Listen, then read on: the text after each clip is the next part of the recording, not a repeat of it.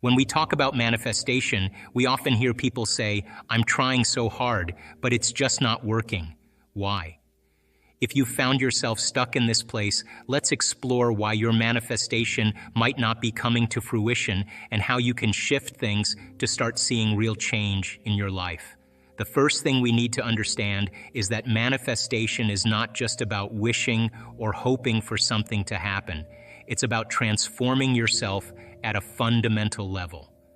What I'm talking about is a change in your state of being. If you want to manifest something into your life, you need to align your thoughts, emotions, and actions with that desired outcome. Many people believe that thinking positively and visualizing their goals is enough. They may sit down, imagine their dream life, and feel good about it, but they don't see results. Why is that? It's because there's a crucial element missing: consistency. It's not just about having a few moments of positivity, it's about embodying that state of being throughout your entire life. Let's break this down. Your brain is a record of the past. It's constantly referencing old memories and experiences to predict the future. When you're trying to manifest something, you need to shift from this habitual way of thinking. If you're stuck in the past, living through your old patterns and emotions, you can't expect to create a new reality. Your brain and body are still anchored in past experiences, and this keeps you locked in a cycle that's hard to break. Here's where the real work comes in. To change your life, you need to change your state of being. This means changing how you think, feel, and act. If you want to manifest something new, you have to start by changing your internal environment. Your thoughts need to align with your desires, and you need to maintain that alignment consistently. This is not something that can be achieved through occasional effort. It requires persistent and dedicated practice. A key factor here is emotional energy. Your emotions are a powerful force in the manifestation process. If you want to create a new reality, you need to cultivate the emotions that align with that reality. For example, if you're trying to manifest financial abundance, you need to feel abundant already. You need to embody the emotions of success and prosperity in your daily life. If you're still feeling lack and scarcity, you're creating a vibration that's not aligned with your desired outcome. Your body is a reflection of your mind. If your mind is stuck in old patterns, your body will be too. This is why it's important to recondition your body to align with your new state of being. If you keep feeding your body the same old emotions and thoughts, you're reinforcing the old patterns. To truly manifest a new reality, you need to break free from these old patterns and recondition your body to align with your new way of thinking and feeling. Consistency is very important when you're working on changing your state of being. If you want to make lasting changes in your life, you need to stay committed and practice regularly. It's not just about making changes when it's easy or convenient. Instead, it's about practicing new thoughts and emotions every single day until they become your new normal. When you decide to change your state of being, you're deciding to create a new way of thinking and feeling. This process requires daily effort and dedication. Imagine you're learning a new skill, like playing an instrument or speaking a new language. At first, it's challenging, and you might not see much progress. But if you practice consistently, day after day, you start to get better, and it eventually becomes second nature. The same principle applies to changing your state of being. Practicing new thoughts and emotions daily means you have to make it a regular part of your routine. It's not enough to think positively or feel good only when you're in a great mood. You need to make a habit of it. Start by setting aside time each day to focus on your new state of being. This could be through meditation, visualization, or other practices that help you align with your goals. Meditation is a very powerful tool for changing your state of being. When you meditate, you create a quiet space in your mind where you can calm your thoughts and focus better. This peaceful state helps you connect with the new version of yourself that you want to become. When you meditate, you start by sitting comfortably in a quiet place where you won't be disturbed. You close your eyes and take deep breaths to relax your body and mind. As you continue to breathe deeply, you allow your mind to become still and clear. This process helps to reduce stress and create a sense of calm. During meditation, you have the opportunity to visualize or imagine yourself living the life you want. Visualization is a technique where you picture yourself achieving your goals and experiencing the changes you wish to see. For example, if you want to be more confident, you might visualize yourself speaking confidently in front of a crowd or handling challenging situations with ease. As you imagine these scenarios, try to feel the emotions you would experience if they were happening in real life. Feel the joy, excitement, or satisfaction of achieving your goals. This emotional connection makes the visualization more powerful and real.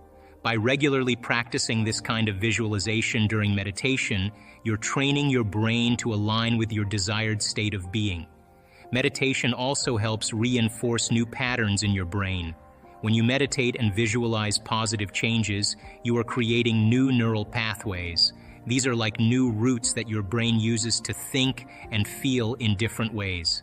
Just like when you practice a skill repeatedly, the more you meditate and visualize, the stronger these new pathways become.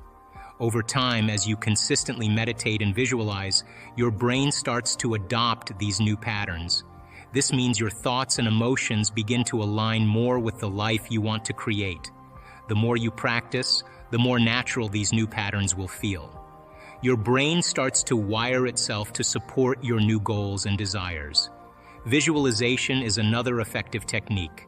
When you visualize, you imagine yourself achieving your goals and living your desired reality. This helps your brain start to create new neurological patterns that align with your desires. By regularly visualizing your goals, you're training your mind to focus on the positive changes you want to make. Your subconscious mind is incredibly powerful. It controls most of your behaviors and reactions, so if you want to manifest change, you need to reprogram your subconscious mind. This involves consistently practicing new thoughts and emotions until they become second nature. It's like training a muscle. The more you practice, the stronger it gets. Now let's talk about the importance of making a decision. Change starts with a decision. If you're not fully committed to your manifestation, you'll struggle to see results.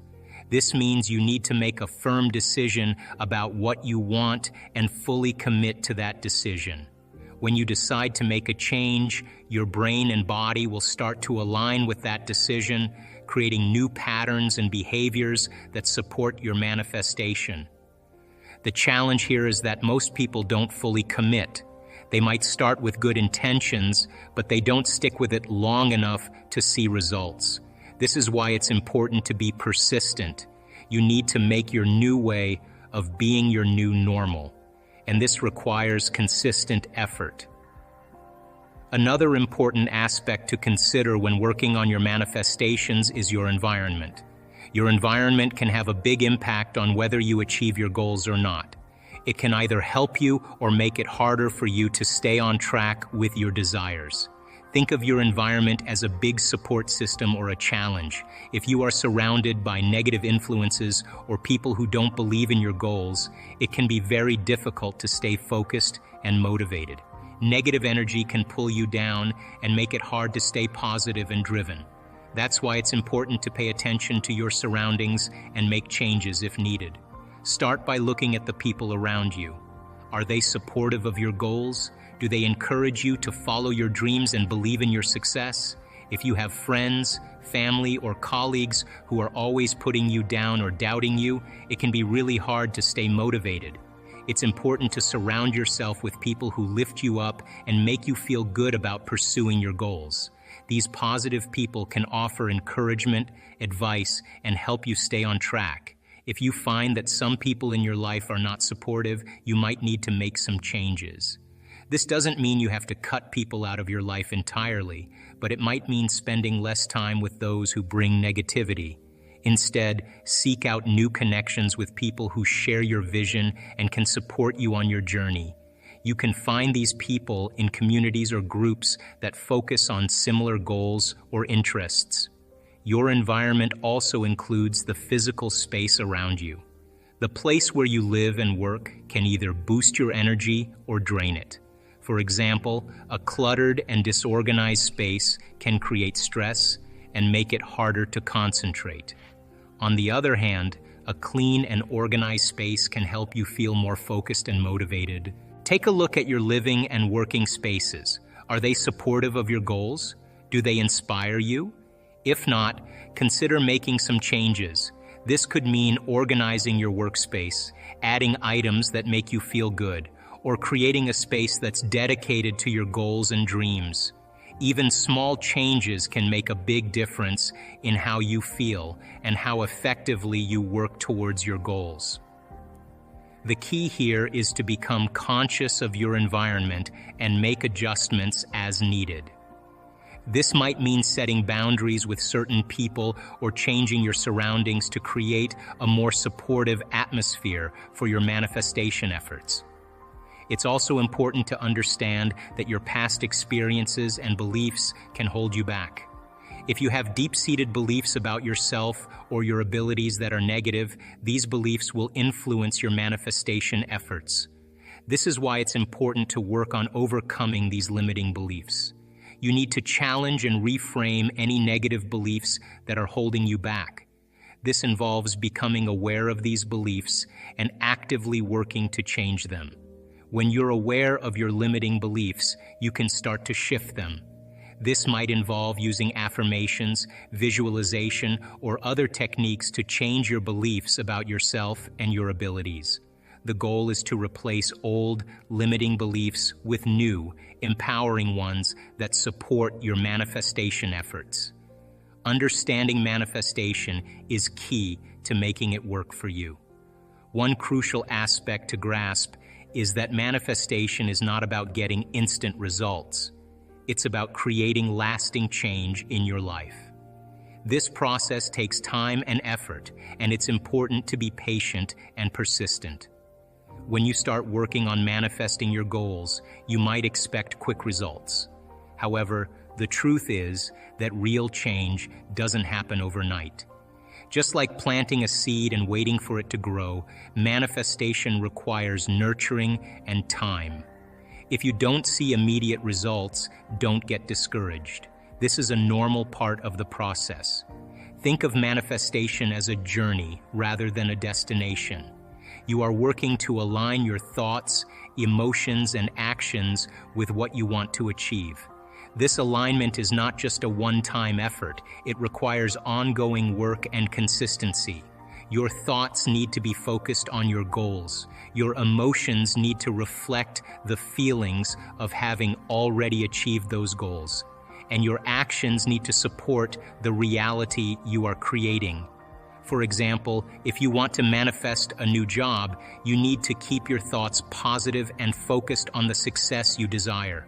Feel excited and confident about the opportunity, even if you don't have it yet. Take actions that align with your goal, like updating your resume and applying for positions. All these steps help to align your entire being with the outcome you want. Being persistent means continuing to work towards your goals, even when things seem slow or difficult. There will be times when you might feel frustrated or doubtful. It's natural to have these feelings, but what's important is to not let them stop you. Keep going, keep believing, and keep working on your alignment. Each step you take is a step closer to your goal. Patience is also a crucial part of this process. Just like you wouldn't expect a plant to grow overnight, you shouldn't expect your manifestations to appear instantly. There are often unseen changes happening behind the scenes. Your effort, you're going to make your brain worse. This research on memory says that 50% of what you talk about in the past isn't even the truth, that you don't have the same brain then. So you make stuff up, which means now you're reliving a past that you didn't even have just to embellish it, to produce the emotions, to reaffirm your limited state. Well, the best way to predict your future is to create it, not from the known, but from the unknown. And that void, that unknown, is the perfect place to create from. Now, why is this dangerous? Because when you're living in survival 70% of the time, there's better chances in survival from running from the unknown than embracing the unknown, right? If there's a predator out there, you hear something around the corner and you can't see it, that's an unknown. You're gonna run. You're not gonna go, and it's not a time to trust. It's not a time to open your heart. It's not a time to communicate, here, kitty, kitty. It's not a time to do that. It's a time to run. You'll never trust the unknown in that state. So if people are living by these emotional states of survival, they're never going to want to step out into the unknown because they can't predict the future. So they'd rather hold on to what they have. Turns out that those emotions of stress are highly addictive. They give us a rush of adrenaline, rush of energy. And so people use the problems and conditions in their lives to reaffirm their addiction to that emotion so they can remember who they are as a somebody. So then if your thoughts can turn on the stress response and the stress chemicals are addictive, then we become addicted to our own thoughts. So then stepping out into that unknown is where true greatness happens, because that's where the person begins to say, what thoughts do I want to fire and wire in my brain? What behaviors will I want to demonstrate in my new life? Can I rehearse them in my mind? And the mere process of mental rehearsal, this is neuroscience now, begins to install the circuits in your brain to look like the experience has already occurred. You're priming your brain into the map of the future instead of the record of the past. And then the true person who's in the process of transformation will say, can I teach my body emotionally what that future is going to be like? Can I begin to embrace the joy of my new life? And their body, as their unconscious mind, begins to believe it's in the future instead of in the past. Now, that process is not an overnight process. We don't jump from the old self to the new self. It requires that continuous process of changing our biology. But I can tell you, in observing people who have healed themselves of very serious health conditions, who've healed themselves of some pretty difficult scars from the past, who've overcome addictions, who've created new opportunities and new jobs and new relationships and a new life, had to cross that river. And that is when they're literally, from a biological standpoint, a new personality. And your personality creates your personal reality. That's it. And your personality is made up of how you think, how you act, and how you feel. So the present personality who's sitting here today has created the present personal reality called their life, which means then if you want to create a new personal reality, you got to change your personality. And that means you got to start thinking about what you've been thinking about and change it. Look at your unconscious habits and behaviors, what you say, what you do, and become conscious of it and change them. And look at the emotions that have kept you anchored to the past and decide if those emotions belong in your future. I think the biggest problem is that most people try to create a new personal reality as the same personality, and it doesn't work. So then as we begin to demystify this, the person starts to say, oh my God, the disease that I have is because it's connected to this personality. Is it possible that if I change my personality, just like a person with a multiple personality disorder who has an allergy to nylon stockings in one personality and type 1 diabetes in another, is it possible then, if I change my personality, that the disease exists in the old personality and I'm literally someone else? Is it possible then, from a biological standpoint, that they're healed and changed? So to answer the question, it's difficult because we're breaking out of a biological mold. It's difficult because most people don't know that they have within their reach all the tools to do it, because they have, number 3, been conditioned on some level to believe that the new hairstyle or the new type of beer they're going to drink or the sports car or whatever it is going to change their state. And that's the hypnosis. And when I wrote The Placebo, You Are the Placebo, the biggest thing that I walked away with after writing that book was how hypnotized and programmed we really are. And that's bothered me ever since I wrote the book, because people watch things in their external environment and they accept, believe, and surrender to that information without any analysis, and they're programmed. Some of the research shows that, 90% of the thoughts that we think on a daily basis are the same thoughts as the day before.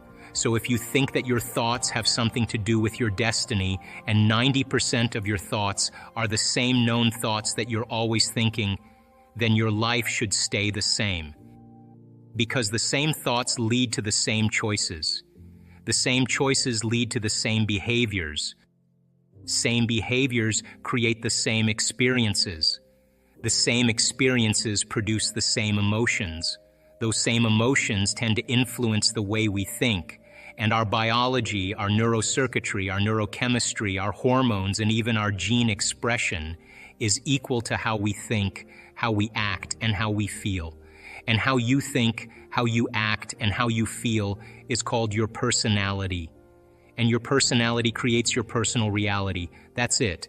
So then it makes sense then, if you want to create a new personal reality, a new life, you're going to have to change your personality. And you've got to start thinking about what you've been thinking about and change it. You've got to become aware of your unconscious habits and behaviors, even how you speak. Then you have to look at the emotions that you live by every single day and decide, do these emotions belong in my future?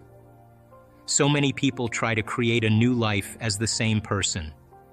In order to create a new personal reality, you've got to change your personality. So the principle in neuroscience says that nerve cells that fire together wire together.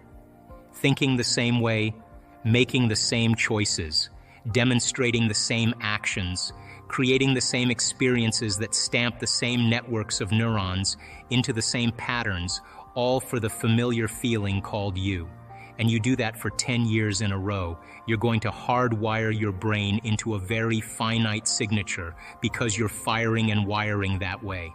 And that box in the brain, that becomes our personality, becomes our identity. And by the time we're 35 years old, for the most part, we've done something so many times that the body now knows how to do it as well as the mind. And that's a habit. So we have these unconscious programs of behaviors, automatic habits, redundant emotional reactions, hardwired beliefs, perceptions, attitudes that function just like a computer program. You press go and it runs automatically. So then when it comes time to change, thinking positively is going to do nothing because your body has been conditioned for the most part into a program in the past. So the thought never makes it to the body because the body's on a different program. So how do we begin to influence the body so that the thought actually produces some type of change? So think about it. If you think an unhappy thought, you're going to feel unhappy. If you think you're a failure, you're going to feel like a failure. Once you feel like a failure, you're going to think you're a failure. And people get caught in these loops of thinking and feeling and feeling and thinking. And that redundancy is a conditioning process because all you need is an image or a picture or a thought and a feeling, a response, stimulus response. And so the people tend to condition their brain and body into the past. And so when it comes time to change, you got to leave that familiar territory. And any choice that you make, if you said, hey, I'm going to eat a better diet, I'm going to wake up early and work out, I'm going to do meditation, the moment you decide to do something differently, get ready because it's going to feel uncomfortable. It's going to feel unfamiliar. There's going to be some uncertainty. You're not going to be able to predict the next moment. That means you've left your known biology and you're stepping into the unknown. Now, theoretically, that sounds great, but if the body has been conditioned into a familiar feeling, it's in the known. The moment you take it outside the familiarity, it wants to go back to where it's comfortable.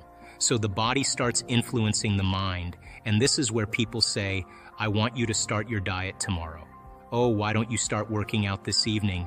You're really never going to change. You're too tired, you have a headache, this doesn't feel right. And this is where people talk themselves out of it. Because if they respond to that thought leads to the same choice, which leads to the same behavior, creates the same experience, produces the same feeling, and then they say, This feels right. No, that feels familiar. So going from one state of mind and body to another state of mind and body, you got to cross a river. And the hardest part about change is not making the same choice as you did the day before. Now, once people understand that they're going to be uncomfortable, then the question is, what thoughts do you want to fire and wire in your brain? What behaviors will you demonstrate in one day? And the act of closing your eyes and rehearsing who you're going to be when you open your eyes begins to install neurological hardware in your brain to look like you've already done it. Now the brain, which is typically a record of the past, now becomes a map to the future. And if you keep doing it, the hardware begins to become a software program, and you start behaving differently. And then if you can teach your body emotionally what the future will feel like, that means then you're not going to wait for your wealth to feel abundant, or your success to feel empowered, or your new relationship to feel love. In fact, the moment you start feeling abundant, you're generating wealth. The moment you start embracing empowerment, you're stepping towards your success. The moment you're in love with yourself and you're in love with life, you start creating equals in your life. Now, your brain is organized to reflect everything you know in your life. Your brain is a reflection of your external environment. It's an artifact of all the things you've learned and experienced to date. Feelings and emotions are the end product of past experiences. And if you're feeling the same way every single day, it means two things. Number one, nothing new is happening in your life. And if those emotions are driving certain thoughts, and those thoughts then are creating the same emotions, then your thinking equal to your emotional state means you're thinking in the past. And if you believe that your thoughts have something to do with your destiny, as long as you're thinking equal to your familiar emotions, you keep reaffirming the same past experiences in your life over and over again. Our research shows without a doubt in the last 3 years that when students of our work combine a clear intention, now intention is a vision, a potential that already exists in the quantum field that you get to select. And when you ask yourself a question like, what would it be like to be healthy? What would it be like to be wealthy? What would it be like to be free or to be in love? The moment you ask that creative question, a part of your brain called the frontal lobe turns on. That's the crowning achievement of the human being. Once that area of the brain turns on, it's like a great symphony leader. It looks out of the landscape of the entire brain, and it begins to randomly select different networks of neurons that are connected to the things you've learned in your life or the experiences you've had. And it begins to seamlessly paste them together to create an ideal, a vision, or an internal representation. That is a potential experience that's awaiting you, but it's not enough to just have the mind involved. Thoughts are the language of the brain and feelings are the language of the body, and how you think and how you feel creates a state of being. Once you can begin to emotionally embrace that future reality before it's made manifest, when you combine that clear intention with an elevated emotion, the freedom, the joy, the inspiration, the genuine love that you feel or gratitude from that experience, the moment you do that, your body as the unconscious mind begins to believe it's living in that future reality in the present moment. Now you're moving into a new state of being, into a new personality, and a new personality creates a new personal reality. The research that we've done shows that when we teach people how to regulate their internal states, to begin to create more coherence in their brain, and to generate elevated emotions like joy and gratitude and inspiration, that not only does the brain become coherent, but so does the heart. And when the brain is coherent, the heart is coherent. When the heart is coherent, the brain is coherent. And so why don't we live by these states on a daily basis? Primarily because the majority of the time that we live in our waking state of consciousness, 70% of the time, you and I are living by the hormones of stress. And living in stress is living in survival. And when you're living in survival, the very chemicals of survival cause you to function as materialist, defining your reality with your senses. You pay attention to objects and things and people. You begin to believe that your outer world is more real than your inner world. And the side effect of this over time begins to cause us to feel separate from possibility. Why? Because when you're threatened by some predator or some danger in your life, it's not a time to go in. It's not a time to trust the unknown. It's not a time to open your heart and feel love. It's not a time to communicate. It's not a time to create. It's not a time to learn. It's a time to survive. So then, in order for us to create, we have to lay down the very thing we used our whole life to get what we want for something greater to occur. And most importantly, we want you to understand when you're in the creative state and when you're not. And if you were to take a little time every day and apply some of the principles in changing beliefs and perceptions about yourself and your life, and what is a belief other than a thought you keep thinking over and over again. And all beliefs are based on past experiences. And in order for you to change a belief or perception about yourself and your life, you have to make a decision with such firm intention that the amplitude of that decision carries a level of energy that's greater than the hardwired programs in your brain and the emotional conditioning in your body. And your body literally has to respond to a new mind. And when the choice becomes an experience that you never forget, that's the moment the past biologically no longer exists in you. People use the word victim so much, and I don't really think we spend a lot of time really unraveling the idea. But if I said to you, Jay, how are you doing today? And you said, well, I'm really upset because of this person or this circumstance or this condition in my life, then what we're saying, this is not conscious, this is an unconscious program. What we're saying is somebody out there is actually controlling the way I'm feeling and the way that I'm thinking. So if something out there is controlling your feelings and your thoughts, you're victim to whoever, whatever that is.